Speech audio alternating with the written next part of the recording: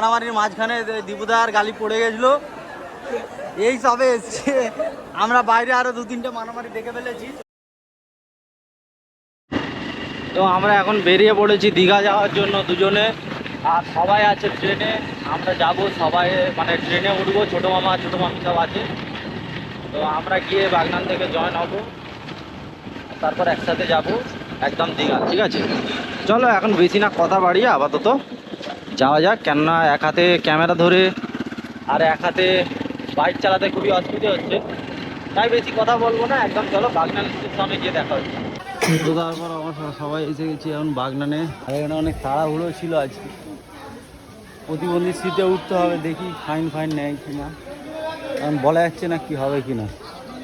আর এখানে আমাদের সব গ্রুপ মেম্বাররা এসে গেছে, আমিও দেখো এসে গেছি।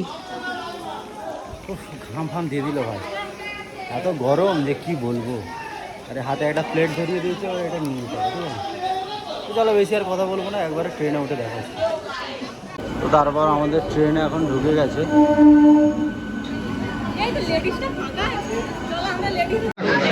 তো গাইজ আমাদের অবস্থা দেখো, এখানে দীপু দাদা উঠে গালিব সেই ধারে বসে আছে, আর আমাদের সব ব্যাগ এখানে। আমি এখানে এসে গেছি ভাই।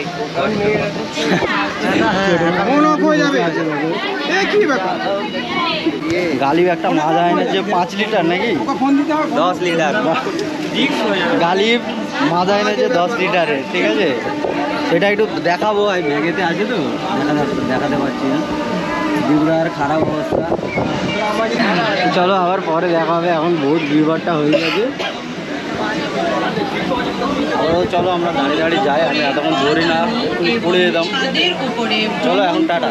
তো গাইজ আমরা নিয়ে নিয়েছি এখন লজেন্স। তোরটা কি লজেন্স আছে ভাই? হ্যাঁ আমারটা ঝাল আছে, তোরটা কি? गाड़ी को स्वच्छ रखने में हमारी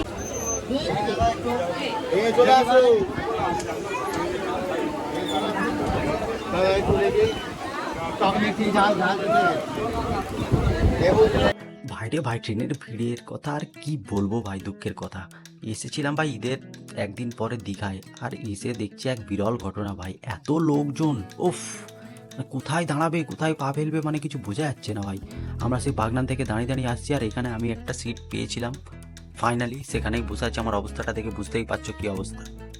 তো ফাইনালি আমাদের ট্রেন দীঘায় এসে যায়, আর এখানে দেখো ভাই মানুষ যেন মুড়ি মুড়কির মতো নামছে, মুড়ি মুড়কির মতো উঠছে, মানে বোঝা যাচ্ছে না ভাই কে নামছে কে উঠছে, মানে কিছুই বোঝা যাচ্ছে না। মানে কি বলবো ভাই, দেখো কে ছাদে উঠে যাচ্ছে, কে পাদানিতে বসছে, যেখানে বারণ করে ভাই সেখানে উঠে যাচ্ছে। তো দেখো ড্রাম ফ্রাম নিয়ে মানে যে যা খুশি করছে ভাই, কি বলবো, উফ খুবই খারাপ অবস্থা। সবাই ওঠার জন্য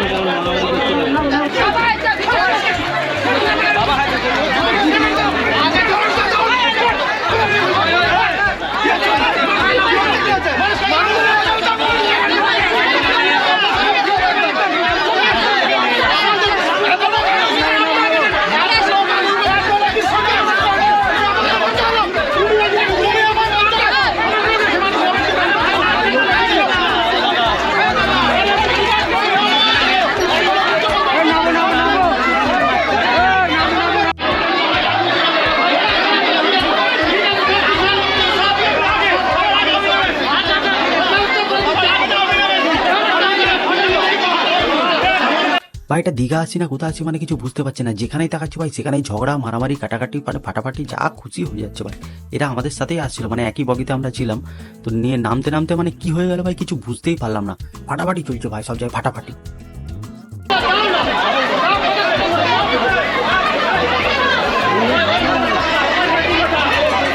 ভাই যেখানে 3 থেকে 4 জায়গায় মারামারি হয়ে গেল, আর গালি মারামারির মাঝখানে দীপুদার গালি পড়ে গেছিল, এই সবে এসছে। আমরা বাইরে আরো 2-3টে মারামারি দেখে ফেলেছি, আর আমাদের বাদ বাকি লোকেরা এখানে। হ্যাঁ আর ওইটা খাওয়া যাবে না, কিন্তু খাওয়া যাবে না ওইগুলো। তো এখানে পানি ভরেছে, অবস্থা খুবই খারাপ।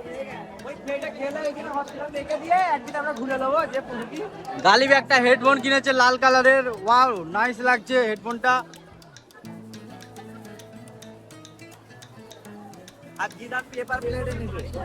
আমাকে ছোট ভাই পাতা আনতে বলেছিল, তাই এনেছি। এবার যদি না হোটেল পাই এইটাতে বসা হবে।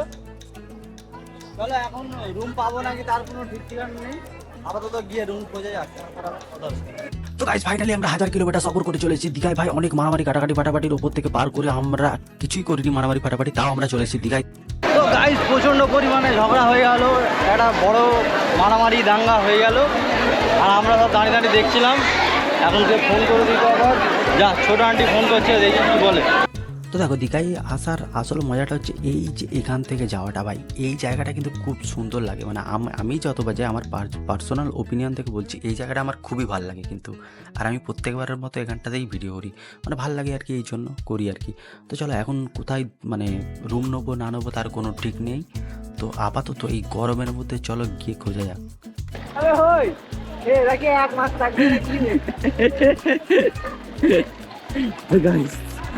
দেখো এটা চিড়েছে কোন হোটেল যাবেন? তো প্রত্যেকবারের মতো আমরা ভাবছি যে স্রোতসিনীতেই যাবো, যেহেতু ওই হোটেলটা আমাদের চেনা জানা, একটু মানে আমরা গেলে একটু বার্গারিংটা ভালো করে করতে পারি আর কি। আর যেহেতু একটু ম্যানেজারটা চেনাশোনা আছে, তো তাই ভাবছি আমরা যাবো স্রোতসিনী। আর এখন ফুল বাজার, দেখা যাক কি হয়। তো গাইজ এখন আমরা যাচ্ছি খাওয়া দাওয়া করতে। আমি যাচ্ছি, ছোটো মা আছে, গালিব আছে, জিনু আছে, সবাই আছে। তো এখন বেরিয়ে যাচ্ছি, আর এই সব রুমে জ্বালিয়ে দিয়েছি। আর এখন এই চাবিটা বেরোতে পারে যাবে, সব বাইরে সব বাইরে আছে। গেটটা লক মেরে দিচ্ছি, লক মেরে বেরিয়ে যাবো। দেখ দেখ খুলছে কিনা, ব্যাস ব্যাস ঠিক আছে। দেখো আমাদের রুমের ডেকোরেশনগুলো দেখো, আগেরবার আমরা এসেছিলাম এই সব রুমগুলোতে ছিলাম, একবার এইটাই একবার সেইটাই। তো এটা বেশ ভালো করেছে, কিন্তু দামটা অনেক নিয়ে নিয়েছে, তার জন্য আমাদের একটু কষ্ট হয়ে গেছে। চলো এ দেখো সব খেতে বসিয়েরা এসছে। তো এখন আমরা যাবো খেতে। 80 টাকা করে দাম নেয়, 60 টাকা। তো গাইস একটা গালিবের প্যান্ট কিনা হয়েছে, দেখো কি সুন্দর প্যান্ট। প্যান্টটার দাম নিল 130 টাকা। ওই চলো চলো যাই, বেকার আবার এলে কেন? চল চল। তো এই প্যান্টটা এখন আমি বেচবো 150 টাকা দিয়ে, দেখি কি হয়।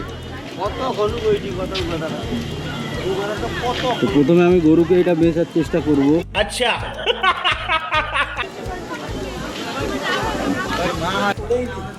তো আমরা রুমে এসে গেছি, বহুত প্রিমিয়াম একটা রুম নিয়েছি, কত দামটা আর বলা যাবে না। তো